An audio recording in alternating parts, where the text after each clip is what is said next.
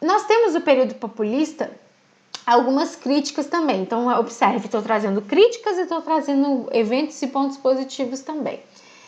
Bom, você pode utilizar a questão da concentração de renda no período populista. Observe até mesmo as charges aqui, né, e desenhos que eu coloquei aqui para vocês. Gente, pra vocês terem uma ideia, tanto essa aqui, essa propaganda aqui, quanto essa charge já foram cobradas no Enem, né?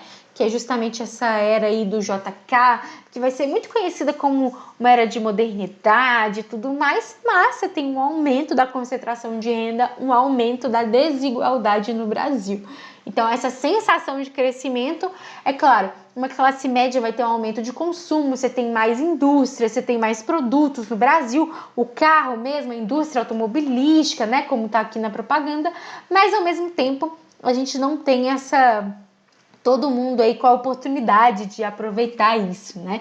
Então a gente tem um aumento da desigualdade, uma concentração de renda muito forte nesse período chamado de populista, mas pode ser chamado de populista, Quarta República, período democrático, enfim, é do final da Era Vargas até o início da ditadura militar, né? De 45 a 64 aí é chamado esse período populista.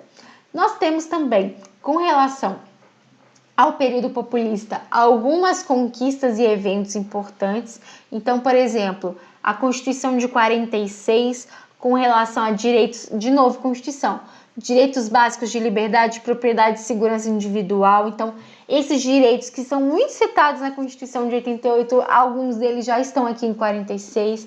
Livre expressão sem medo de censura. E por que vai aparecer justamente desse jeito?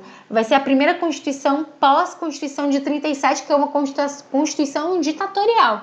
Então, ela vai reforçar, não, liberdade aqui, tá? E olha só, eu gosto dessa aqui, olha só. Proteção dos direitos do cidadão independente de suas convicções religiosas, filosóficas ou políticas. E aí, de novo, você pode usar positivamente e negativamente. Por que eu falo isso?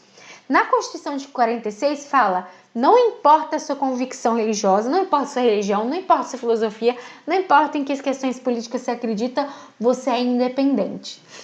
E aí, essa Constituição ela vai ser promulgada no governo Dutra. E sabe o que o governo Dutra faz? Coloca o PCB, que é o Partido Comunista Brasileiro, na ilegalidade, né? Porque a gente está num período de Guerra Fria. Então, contradições. E aí, de novo, por exemplo, você gosta muito de citar a Constituição de 88 para falar que os direitos lá não estão garantidos na prática, né? Você tem a teoria, mas não tem a prática.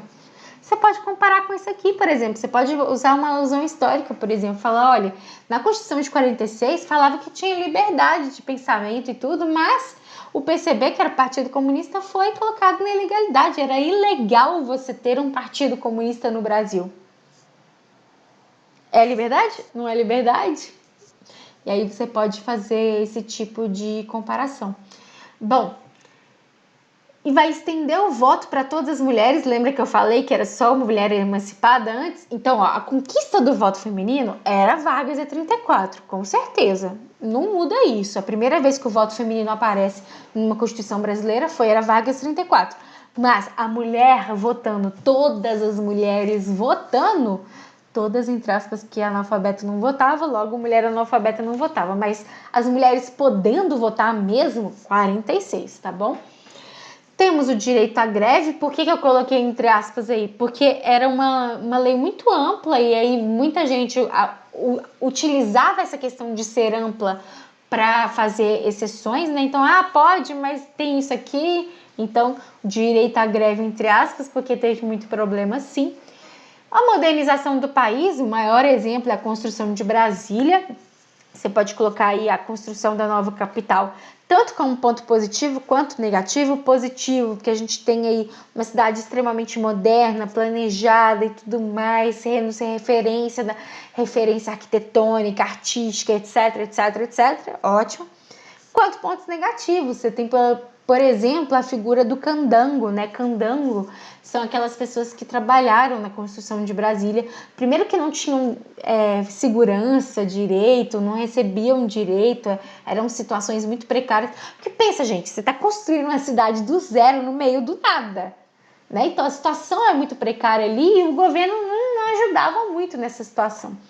E com isso, nós temos esse aumento da desigualdade que a gente já falou, né? Os próprios candangos mesmos, as pessoas que participaram da construção de Brasília, quando Brasília ficou pronta, não tinha lugar para eles, né?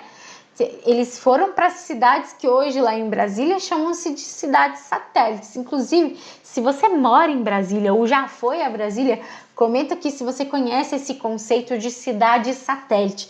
Para vocês terem uma ideia, tem uma cidade satélite lá que chama Candangolândia, que é justamente isso, né? A cidade dos candangos, a cidade da galera que construiu Brasília, porque Brasília mesmo não tinha espaço para eles.